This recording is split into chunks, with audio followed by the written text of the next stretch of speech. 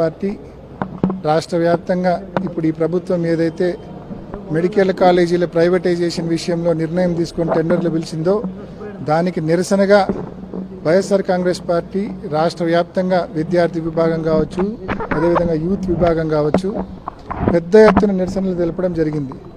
నిజంగా మేము ఊహించిన దానికంటే కూడా ప్రజల నుంచి విపరీతమైన స్పందన వచ్చింది. కారణం కూడా ఒకటే, ప్రతి ఒక్కరు కూడా వైద్యం అనేది బేసిక్ నీడ్, వైద్యం అనేది మోస్ట్ బేసిక్ నీడ్. ఆ బేసిక్ నీడ్ ప్రతి పేదవాడికి అందాలా, ప్రతి ఒక్కరికి అందుబాటులో ఉండాలని చెప్పి జగన్మోహన్ రెడ్డి గారు ఏకంగా 17 మెడికల్ కాలేజీలు తీసుకొచ్చారు కొత్తగా.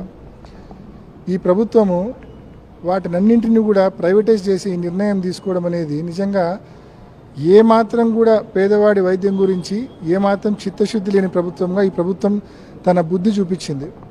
ముఖ్యంగా ఒక్కసారి ఆలోచిస్తే వాళ్ళు పెట్టిన టెండర్ కండిషన్స్ కూడా ఎకరా 100 రూపాయలంట.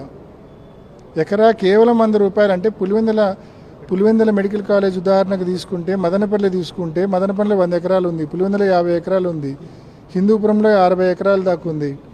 ఎక్కడ తీసుకున్నా అంటే కోట్ల రూపాయల విలువైన భూమి, బిల్డింగ్లు ఉన్నాయి.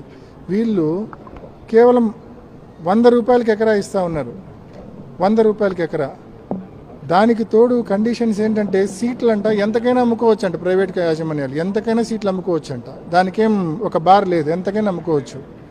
మరీ ముఖ్యంగా వైద్యం కోసం పోయే వాళ్ళకు ఒక 70% మందికి ప్రధానమంత్రి జన ఔషధి స్కీమ్ కింద, అదేవిధంగా ఆరోగ్యశ్రీ స్కీమ్ కింద 70% మందిని చూస్తారంట.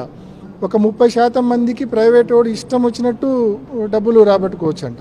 అంటే ఏంది కండిషన్లు, ఏంది షరతులు? అంటే ఈ 30% చూపించి వాళ్ళు దాన్ని ఒక 50-60% ఇష్టం వచ్చినట్టు బిల్లులు రాబడతారు.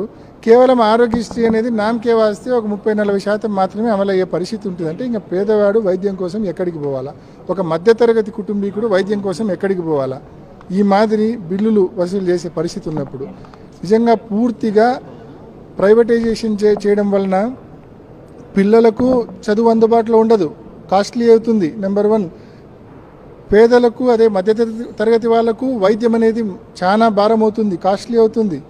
ఆరోగ్యశ్రీ స్కీము నిర్వీర్యం అవుతుంది. దీనివల్ల అన్ని రకాలుగా నష్టాలే.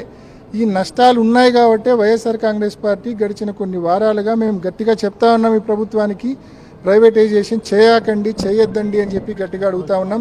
ఇప్పటికైనా ఈ ప్రభుత్వాన్ని మనవి చేస్తూ ఉన్నాం, ఈ ప్రైవేటైజేషన్కి ఏదైతే టెండర్లు పిలిచారో ఆ టెండర్లను వెనక్కి తీసుకుని ప్రభుత్వ మధ్యలోనే ఈ మెడికల్ కాలేజీలు రన్ చేయమని చెప్పి గట్టిగా డిమాండ్ చేస్తూ ఉన్నాం. సార్, ఒకవేళ మెడికల్ కాలేజీలు ప్రైవేటీకరణ రద్దు చేయకపోతే వైఎస్ఆర్ కాంగ్రెస్ పార్టీ తరఫున రాబోయే